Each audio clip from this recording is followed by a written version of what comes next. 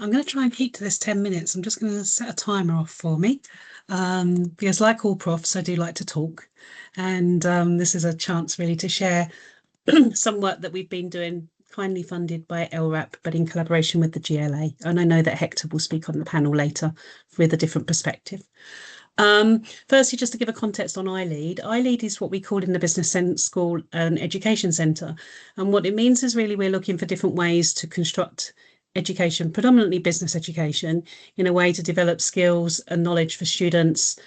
But in all of the work that we do, we work with our students and our partners in collaboration. So it's sort of why we end up in civic space, because the foundations of working together really are what's part of the civic community, and the meaningful kinds of transformation that we find ourselves working in repeatedly for our students are things that happen in the London ecosystem.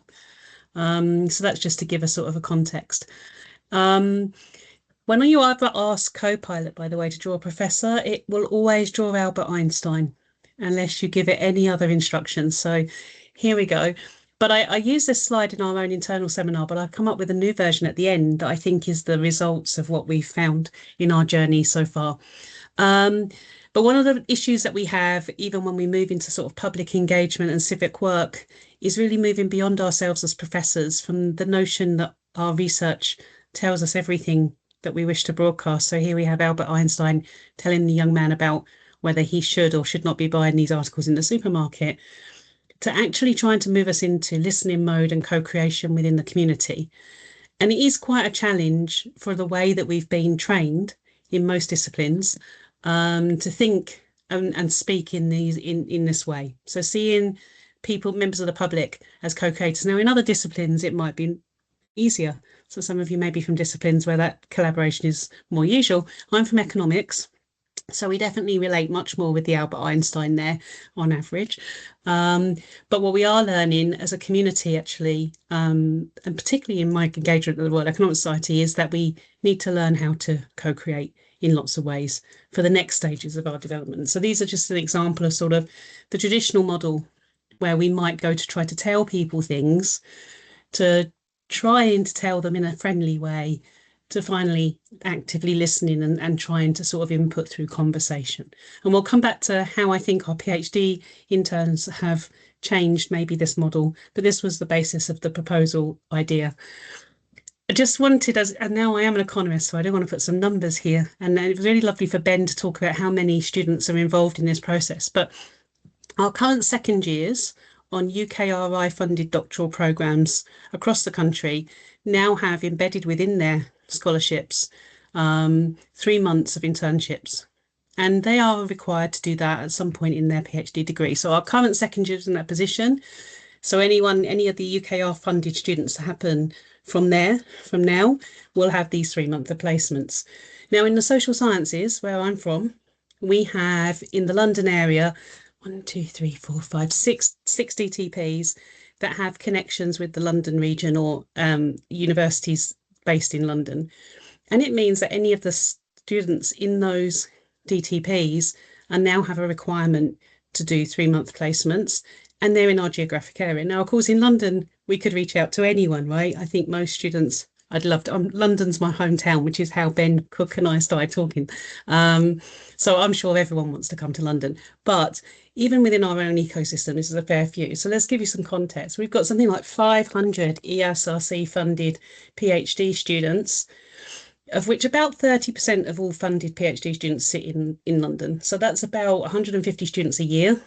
All have got 3 month placements to give, and have at the moment, each DTP does something slightly different to try to link students, but it does still very much sit with the student to find these opportunities because the structures are not yet very well developed.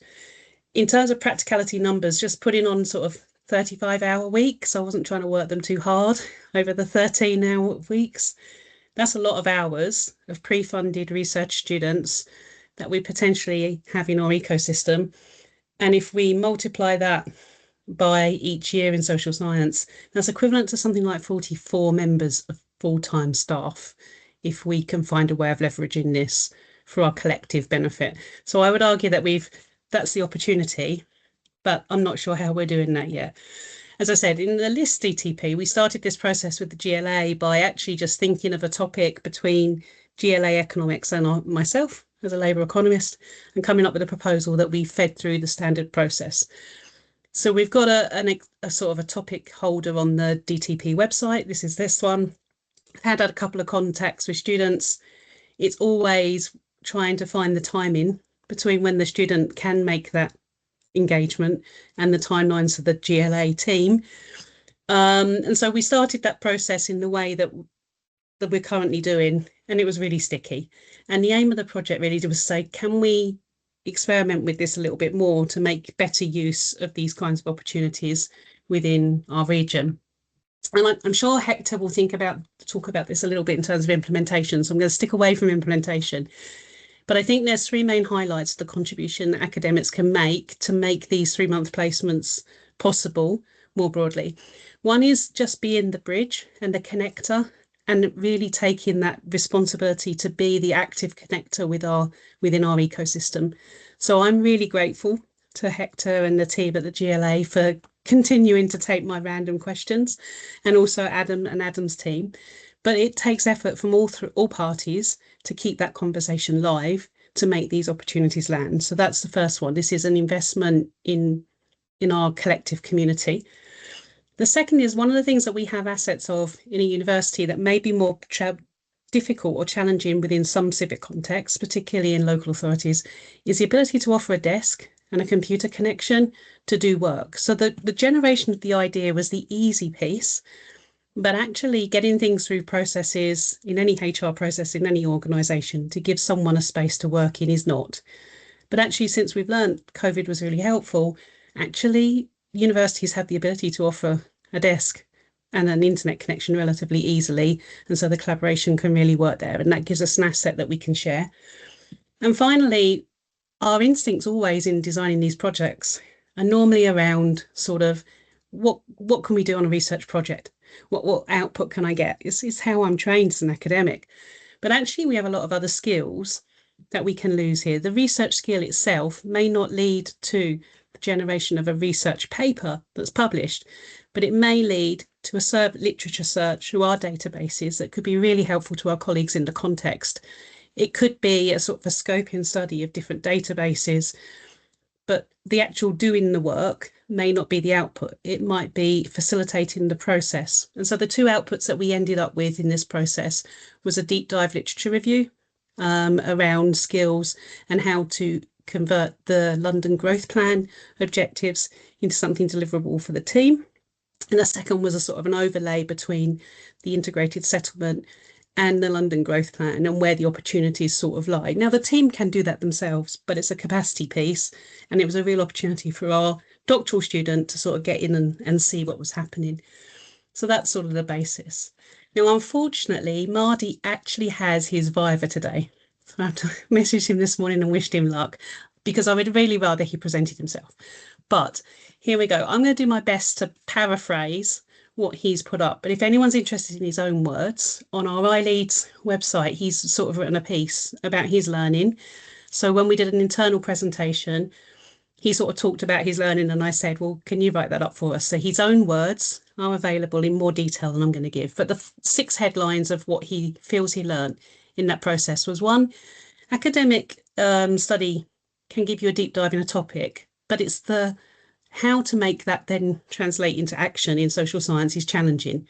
And what this experience gave Mardi was an opportunity to actually understand how that policy environment actually works in practice.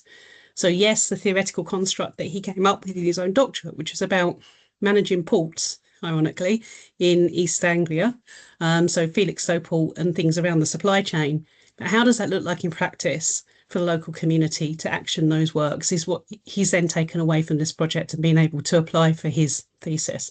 So I'm hoping that's useful to his Viva this afternoon. The second one was moving away from the ideal solution to the feasible.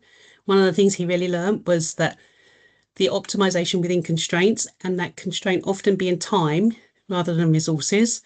And it's not often the constraint that we put on things in academic studies. So making policy recommendations can often feel a little bit odd in papers, right? We say these are the positive policy recommendations. I'm not entirely sure they are policy recommendations following this experience, and that's the sort of thing that he's learned. Translating his academic skills into policy relevant outputs, so he's now able to communicate differently about what a literature review means and how that might be useful, and how those search skills of all that literature and synthesizing all that information might translate. Communication skills and listen, not just listening, but being able to actively communicate in the language of the policy audience. Learning and the importance of collaboration and stakeholder engagement. In fact, Mardi was really important in making sure that Hector could get hold of me, because like all profs, I get lost in my mind. And Mardi's presence made that connection work a lot better for all of us, actually. And then finally, the first-hand experience of sort of evidence-based policy making and seeing where the world is actually moving way quicker once we leave the university than it is happening within our own context. Why am I showing the education outcomes? Remember, I said that iLeads an education centre, and our focus is designing. Oh, there we go. That was my timer. Our context is designing opportunities for learning and effective learning. So these are the short-run impacts. Of course, the longer-term impacts might be something different. Just to wrap up very quickly. So now I told Copilot that I am a she. So this is what it thinks I look like, which is Albert Einstein with longer hair, I think. But still, here we go. Maybe that is what a female prof looks like. We've moved, therefore, the model from this whole idea of the prof being the one where the PhD intern really provides us the opportunity of someone to work in the active space, just to have those journeys alongside others and to bring those insights back into the academic community. And the more that I do this work and the older that I'm becoming, the more I'm realising that having bridges between me and where I have evolved in my own academic career and the world around me are really important. And those PhD interns can provide a really valuable space to make those voices heard. So this is just the last one. If that's what was possible in social science, imagine what's possible with the 5,000 PhD students that are across the UK. And many of those PhD students are in biotechnology, science and engineering. And we're currently working within King's to try to embed the model that we've developed within the civic work at King's. So watch this space, we'll see how we land it. But everything's possible with this asset. Thank you.